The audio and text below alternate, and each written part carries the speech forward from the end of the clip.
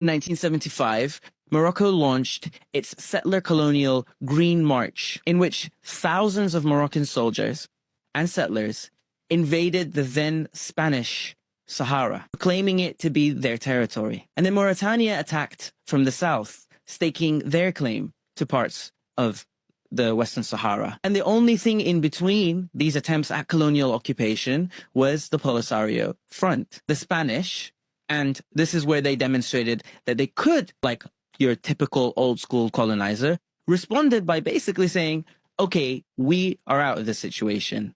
In fact, you can literally find this letter on the United Nations website. It reads that the permanent representative of Spain to the United Nations informed the Secretary General that the Spanish government, as of today, definitely terminates its presence in the territory of the Sahara and deems it necessary to place the following on record. A, Spain considers itself henceforth exempt from any responsibility of an international nature in connection with the administration of the said territory, in view of the cessation of its participation in the temporary administration established for the territory. And so quite literally, Spain basically said, it put its hands up and told the UN, this is not our problem anymore, this is your problem now. And the Frente Polisario responded. It defeated the Mauritanians and then came to an agreement with them, and then declared its own republic in 1976. It was that obvious of a case of colonization that the Sahrawi Arab Democratic Republic, which it announced to the world,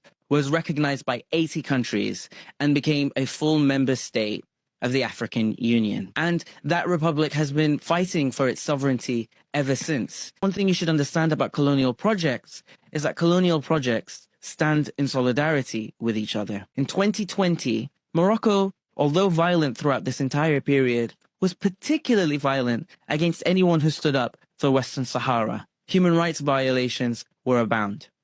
They even went after international journalists. I mean, I remember watching a report on Democracy Now! With Amy Goodman, where they even went after her and her team. And under these kinds of conditions where diplomacy was made illegal, basically, the ceasefire broke down. But maybe Morocco was also emboldened by what was happening in the background, because in 2020, under Trump's Abraham Accords, the US announced its recognition of the full Moroccan sovereignty over the occupied Western Sahara. And this was done as a deal in exchange for Morocco establishing relations with Israel. And then a year later, Morocco proposed what many in the Western Sahara call a sham autonomy for Western Sahara under the rulership of the king. In 2022, Spain accepted Morocco's proposal. And in the following year, Israel recognized Morocco's claims over the Western Sahara. About a few months ago, in June, the UK recognized Morocco's claims over the Western Sahara. And so from a decades-long stalemate,